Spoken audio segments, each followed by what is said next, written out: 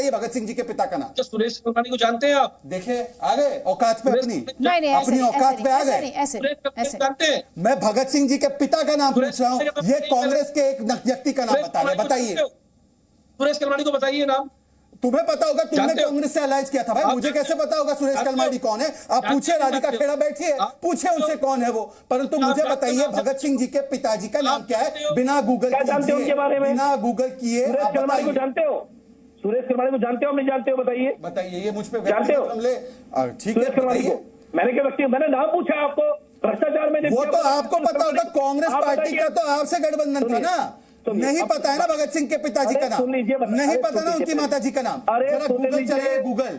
भगत सिंह के अपने आपको वंशज बताते हैं, ये भगत सिंह के अपने आपको वंशज बताते हैं। अदिति जी आज प्रूव हो गया। देखिए एक सुन लीजिए कुलदीप जी, अब बहुत हो गया, आपके पास जवाब नहीं है, ना आपके पास डेवलपमेंट के जवाब है, ना आपके पास ये जवाब है कि सर्वे में 0 सीट क्यों मिल रही है, ना आपके पास शराब घोटाले पर जवाब है, ना आपके पास भगत सिंह जी के माता पिता के नाम का जवाब है, क्योंकि आपके पास जानकारी नहीं है। अब मैं आपको बता दूं, नहीं अब मैं आपको बता दूं, सरदार एक सेकंड उनको बोलने दीजिए। कुलदीप जी देखिए, अदिति जी इन्होंने बोला स्कूलों का इन्होंने बड़ा जिक्र कर दिया, अभी इन्होंने सब कुछ बता दिया, इन्होंने ये नहीं बताया हंगर इंडेक्स के अंदर कहां पर आज देश खड़ा हुआ है। पॉइंट होगा, उस पॉइंट पर हम रहेंगे। ऐसे तो ये डिबेट बहुत वाइड है।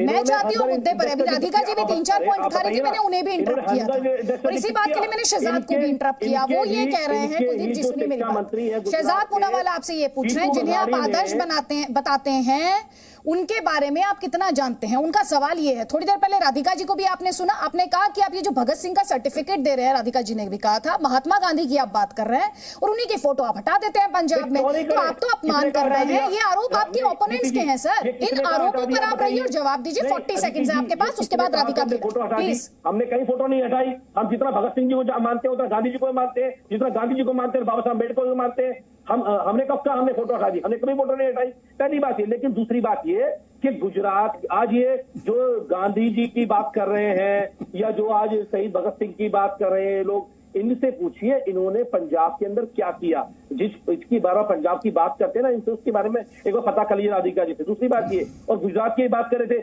जीतू मघाड़ी जो इनके हैं एजुकेशन मिनिस्टर, उन्होंने डेटा दिया, मैं डेटा नहीं दे रहा हूं इस बात का। 6300 स्कूल बंद किया दीदी जी, 6300 स्कूल कॉलेज के नाम बता दो दिल्ली। नहीं, एक सेकंड, क्योंकि बात भगत सिंह की हो रही है और भगत सिंह के साथ एक इमोशनल भाव जुड़ा हुआ है।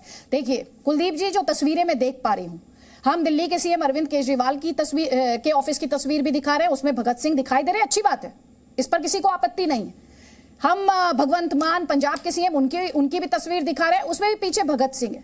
तो राधिका खेड़ा जो कह रही थी महात्मा गांधी की तस्वीर को लेकर, उस कॉन्टेक्स्ट में ये तस्वीर हम अपने दर्शकों को दिखा रहे हैं। चलिए राधिका जो है वो लगातार हंस रही है, मुस्कुरा रही है। राधिका जी पर एक चीज नोट कर दीजिए, भगत सिंह जी के पिताजी का माताजी का नाम इनको नहीं पता, गूगल कर रहे हैं, विद्यावती कौर और सरदार किशन सिंह। ठीक है, चलिए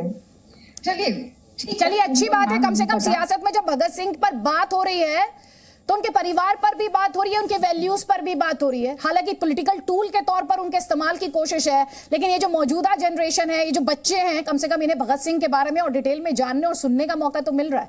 पॉजिटिव साइड हमेशा देखी जानी चाहिए। राधिका जी जी देखिए, आपको अमर शहीद भगत सिंह जी का नाम लेना है आप लीजिए, आपको शिरोमणि महाराणा प्रताप जी का नाम लेना है आप लीजिए, आपको महात्मा गांधी जी का नाम लेना आप लीजिए, कोई नहीं रोक रहा। वो किसी की भी प्राइवेट प्रॉपर्टी नहीं है, वो इस देश के हीरोज है, इस देश के वीर है, इस देश के लिए उन्होंने अपने जान और प्राण न्यौछावर करे। लेकिन जब आप उनका नाम लेते हैं तो साथ साथ आप झूठ नहीं बोल सकते। आपको याद होगा दीप्ति जी, जब इन दोनों की जो रस्साखींची हम कई सालों से 8 साल से देख रहे हैं बीजेपी की और आम आदमी पार्टी की तुतु में, अभी हाल ही में कुछ महीना भर पहले सिसोदिया साहब ने एक प्रेस वार्ता करी थी, जब अपने आपको शिरोमणि महाराणा प्रताप जी का वंशज बताया था और कहा था कि हमें खरीदने की कोशिश करी जा रही है, इतने एमएलए सारे के सारे खरीदेंगे और सरकार गिराएंगे, और ये इनके साथ ही ये भाजपा लोग जिनकी ये बी टीम है, इनकी सरकार बनाने जा रही है। राधिका जी, इंटरेस्टिंग है, आपने भी बी टीम का जिक्र किया। यहाँ पे जो दर्शक होगा ना, उसे क्लैरिटी बहुत अच्छी लगेगी। आम आदमी पार्टी कहती है कांग्रेस और बीजेपी मिली हुई है, बीजेपी कहती है कांग्रेस और आम आदमी पार्टी मिली हुई है, आप ये कह रही हैं बीजेपी और आम आदमी पार्टी मिली हुई है। बहुत ही कंफ्यूजन की स्थिति है, कौन किससे मिला हुआ है। मैं बता रही हूँ क्यों। ये असली मुद्दों को देखिए, दिल्ली में ये विफल रहे, गुजरात में चाहे ह्यूमन डेवलपमेंट इंडेक्स हो जिसपे 28वें नंबर पे आखिरी पायदान पे है गुजरात, चाहे एजुकेशन का मामला हो, चाहे हेल्थ का मामला हो, ये दोनों सरकारें गुजरात की और दिल्ली की विफल रही और महिला सुरक्षा के नाम पर भी।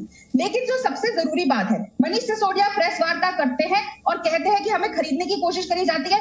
अगर उन्होंने देश के संविधान पे कसम हाथ रख के कसम खाई और यहाँ पे बैठे आम आदमी पार्टी के एमएलए भी खाई है, तो इन्होंने आज तक वो सबूत सामने क्यों नहीं लाए? जब जब कांग्रेस की सरकार गिराने की कोशिश करी है, चाहे वो गजेंद्र शेखावत का ऑडियो हो, चाहे इनकी किसी भी बड़े नेता का कोई सबूत हो, कांग्रेस हमेशा सबूत के तौर पे लेकर आई है कैसे सरकार गिरी है। इन्होंने आज तक नहीं बताया। फिर कल इन्होंने सीबीआई की जब इंक्वायरी हुई, बाहर आके कहा मेरे साथ भी यही हो रहा है जो गांधी जी के साथ हुआ। अब ये गांधी जी बन गए। अब गांधी जी के ऊपर तो जी शराब के ऊपर कोई नहीं सवाल उठे थे, ना गांधी जी, ना भगत सिंह जी, ना महाराणा प्रताप जी ने ये कहा था कि 50% ऑफ में शराब बेच दो, 1+1 शराब बेच दो।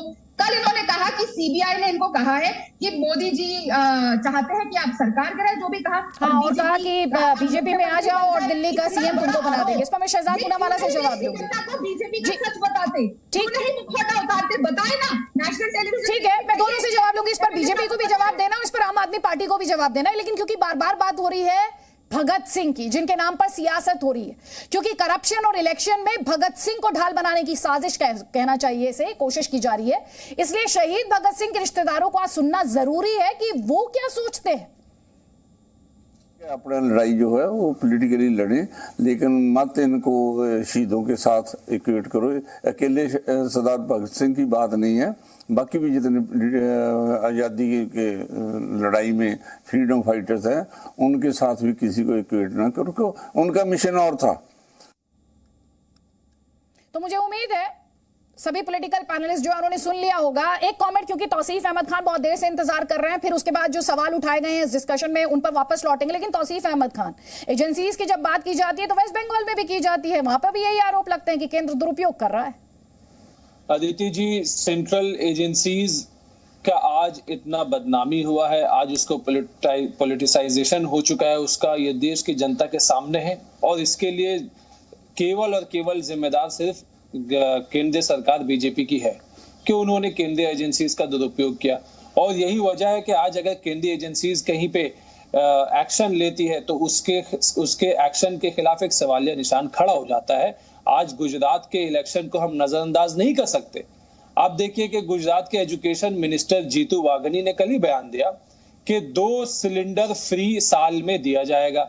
वैट का 10% उन्होंने घटा दिया है, जिसके वजह से सीएनजी और पीएनजी के दाम में वो थोड़ा सा सस्ता हो गया है।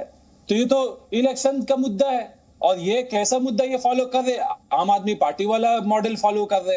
ये तो आम आदमी पार्टी, वो तो एक तरफ से झगड़ा करते हैं कि भाई आम आदमी पार्टी फ्री कर दे रही है और खुद यहाँ पे फ्री सिलेंडर का अनाउंसमेंट कर देते हैं। तो जब वो आम आदमी के पार्टी के मॉडल को ही फॉलो करना चाहते हैं तो गुजरात की जनता इस बात को फैसला करेगी कि वो एक डुप्लीकेट सरकार चुनेगी या ओरिजिनल सरकार चुनेगी। वो उसी मॉडल को अप्लाई पॉलिटिक्स की यहाँ पर बात करें, मैं वापस भगत सिंह पर लौटूंगी। और जब पश्चिम बंगाल में चुनाव होते हैं तो आपको भी सुभाष चंद्र बोस याद आते हैं। ये नहीं, हीरोज तो हर पार्टी ढूंढती है ना, और किसी ना किसी महान नेता का चेहरा या उसका नाम इस्तेमाल कर उसका फायदा उठाने की कोशिश करती है, उसका वंशज खुद को बताने की कोशिश करती है, उसकी विरासत को आगे बढ़ाने की कोशिश करती है। ये तो एक पॉलिटिकल ट्रेंड सा बन गया। नहीं, देखिए, भगत सिंह शहीद आजम है, उन्होंने ही इनकलाब जिंदाबाद का नारा को पॉपुलर किया। उनकी जो पॉलिटिक्स थी वो एक कम्युनिस्ट और सोशलिस्ट रहे हैं, वो लेफ्ट माइंडेड रहे हैं, वो कभी भी वो हमेशा एंटी राइट माइंडेड रहे। उन्होंने अपना जीवन त्याग दिया अंग्रेज से लड़ते लड़ते। और दूसरी तरफ ये राइट विंग आरएसएस बीजेपी वाले, उन लोगों ने क्या किया, उन्हें जब जेल में डाला गया तो वो मर्सी पिटीशन, माफीनामा लिखते हैं कि मुझे छोड़ दो। उन्होंने क्या किया, आरएसएस वालों ने देश की आजादी में तो फ्रीडम स्ट्रगल में तो आजादी की लड़ाई में तो हिस्सा नहीं लिया। उल्टा जवाब ले लीजिए, बट आप कह रहे थे लेफ्टिस्ट माइंडेड रहे भगत सिंह, और अंग्रेजों की कुर्बानी तो देश के लिए थी ना, आइडियोलॉजी में तो आप गए क्योंकि आपको राजनीतिक फायदा उसमें ढूंढना है।